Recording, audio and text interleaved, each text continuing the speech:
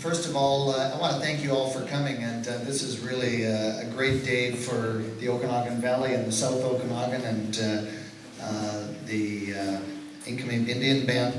I'm Ben Stewart. I'm the MLA for Westside Kelowna. As well, I'm the Minister of Citizen Services and Open Government.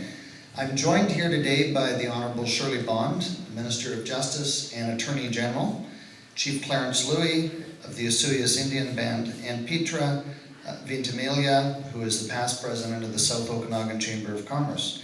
We've all heard that expression, if they build it, they will come. That statement seems fitting and why we're here today. But when we say that we're talking about new opportunities and safer communities, as well as the people who will benefit from them. For more details, it's my pleasure to welcome Shirley Bond, the Minister of Justice and Attorney General.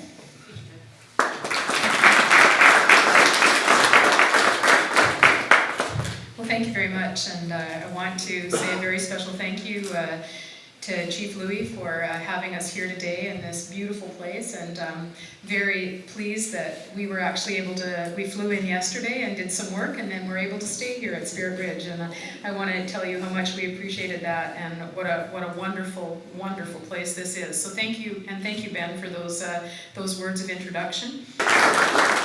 So it's always a pleasure to be in the South Okanagan, and I wanted to take the opportunity to be here today to talk about what is a very significant project, but more than that, a very significant opportunity to partner with the Osoyoos Indian Band.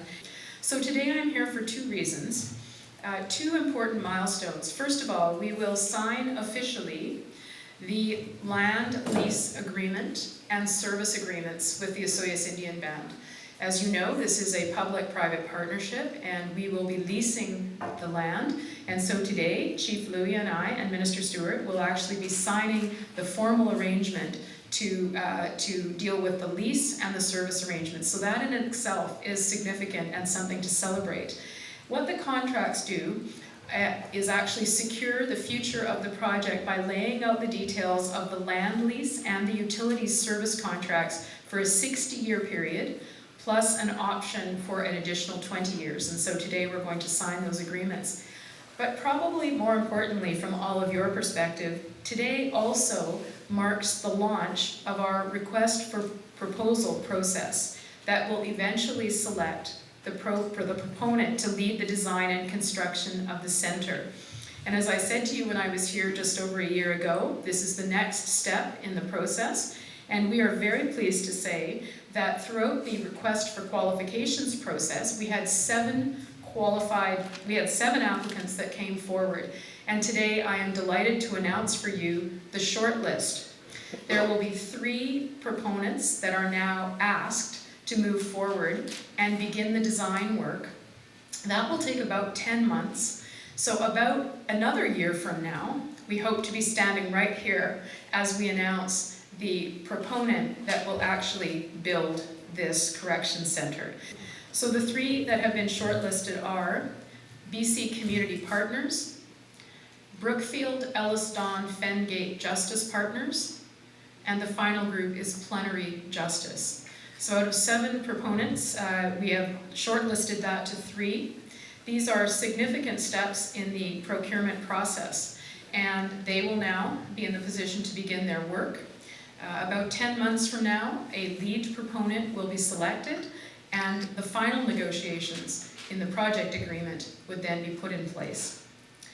What are we talking about with the Okanagan Correctional Center? We're talking about 500 direct and 500 indirect construction jobs, 1,000 jobs in the short term. And once the correction center has been completed, it means that there will be 240 permanent corrections positions that will be on site at the new corrections facility. So 240 permanent jobs, and they are well-paying family supporting jobs. The estimated payroll will be more than $18 million a year that these jobs bring with them. In fact, we have to think beyond that though, because there are opportunities that will be attached to the corrections facility. Think about it for a moment. We'll need janitorial services, we will need maintenance services, we will need nursing, dental, and other healthcare services. There are a significant number of spin-off jobs that will also result. Remember, 240 direct jobs, but the rest of the jobs are spin-off. So opportunities like that give us an enormous hope for the future as we look at the economic impacts. It means that OCC won't just secure a great future for hundreds of families here, but it will also create a safer work environment throughout our corrections system. And you may remember that in fact this center will add 378 new cells, and I'm pleased to tell you that 360 of those will be for male, and we've been able to, through our process of determining the business case, to add 18 cells for women as well. So the total number of cells will be 378. And when we add this capacity to new capacity that's coming online at Surrey, which we're adding another over 200 new cells there, the total capacity in the corrections system will increase to almost 2,400 cells. And so a significant part of our commitment to adding capacity in the corrections system. We would not be here today, poised for all of the benefits that are set to accrue, without Chief Louie and the great partnership that we've established with the Osoyoos Indian Band. I also again want to thank thank the staff at BC Corrections, Shared Services BC, and Partnerships BC on the hard work they've done to bring us to this place. Thank you for having us here today. It's another important milestone in this project, and it means that the work can now begin on the final design and the selection of the lead proponent. Thank you for having us here today. We're very pleased to be here. Thank you, Minister Stewart. Minister Bond, thank you for organizing this event today around your busy schedule. Petra, thank you for being here. And I go back many years with Bill, Speaker Bill Berezov. I go back to when we did the ribbon cut in here with the former Premier here at the Cultural Center. You were in attendance. And I want to thank you, Bill. It was mentioned you're not going to be around in politics very much longer, but on behalf of the Osoyoos Indian Band, past councils, limlimped in our language for all the times that you've come to the Osoyoos Indian Band, whether it's in Osoyoos or in the Oliver area, and helped us cut ribbons at all of our groundbreaking ceremonies. So thank you. In our language, today is a good day. And I want to thank the ministers that are here today, the mayors, Mayor Stu Wells, Mayor Ron Hovanes, and all your council members, and the corrections staff we've had a chance to work with. Ted Howard, who I'll publicly say hi to. He's off in Mexico, I understand. Stacy and all the others from corrections that worked. We had many meetings with them. We always worked well. Of course, we had our little debates once in a while, but we were able to work through all that. And on behalf of the council members from the Osoyoos Indian Band, Tony, Sandra, Yvonne, Ronnie, and Teresa, and past council member Charlotte, who's the manager of the Cultural Center here. Thank you, Charlotte, for organizing, having your staff get the room all cleaned up and get everything ready here for our guests here today for this important announcement. When I heard the number of jobs being mentioned, indirect, direct, at 1,000 during construction, I just think, wow. And I know the mayors feel the same way, because for many of us that are in these positions, it is about jobs. Jobs are so important to the South Okanagan, and I know we're going to work out agreements with the town of Oliver, sewage and water agreements, just like we've done with the Osoyoos Mayor and Council. So this project is an important project, not just for the Osoyoos Indian Band, but for the entire South Okanagan, for the entire region in the Okanagan.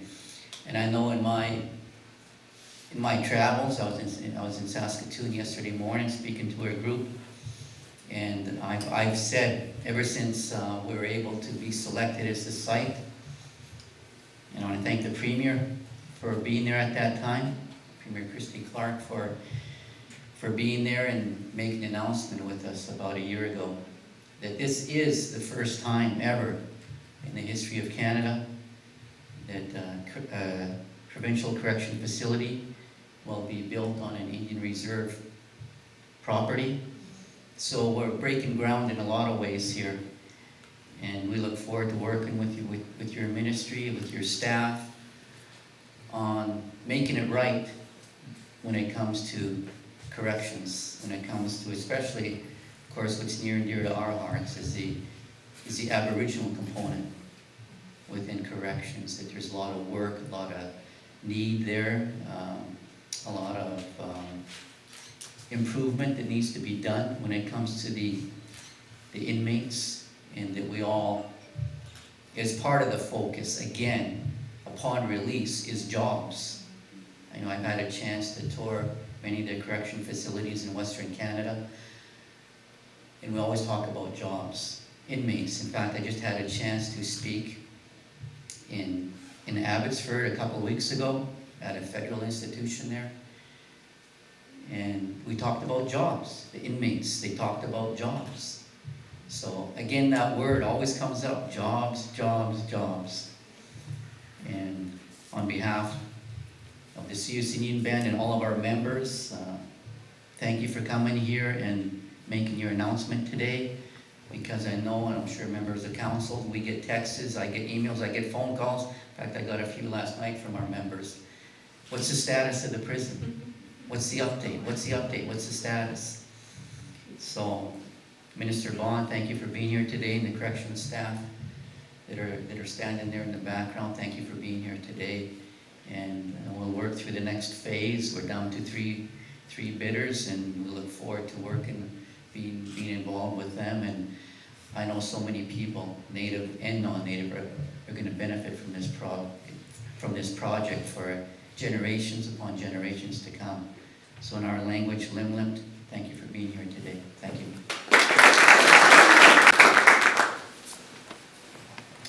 So thank you very much for having me here this morning to say a few words on behalf of the business community of the South Okanagan. As you may know, my colleagues in the South Okanagan are extremely entrepreneurial. They are generally the type of people who take risks, investing and reinvesting their hard-earned money into their businesses, thereby creating and maintaining a huge economic wheel that turns steadily, driving the economy and in turn strengthening our communities.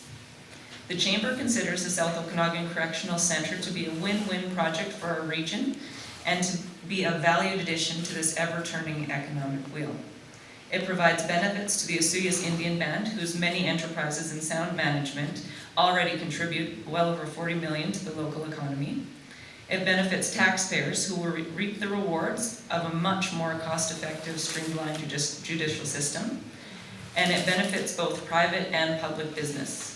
A wide swath of the valley, from the border to Penticton and well beyond, will see the impact of an institution that provides long-term, stable jobs, as well as bringing more people and housing to the area. This correctional facility is expected to provide, as we heard, around 1,000 jobs during its construction, and another 240 jobs in staffing, maintenance, and subsidiary workers once up and running. Many of these jobs will be permanent, and residents from the local community will be encouraged to apply. The South Okanagan Chamber welcomes and is definitely ready for the Okanagan Correctional Facility. Together with the continuation of our ingenuity, hard work, and commitment to sustainability, we will continue to see our region thrive and are looking forward to this exciting addition to our constantly turning economic wheel. The benefits of this facility will be far-reaching and will filter down to all parts of our region, generating positive results for many years to come for us all. So thank you.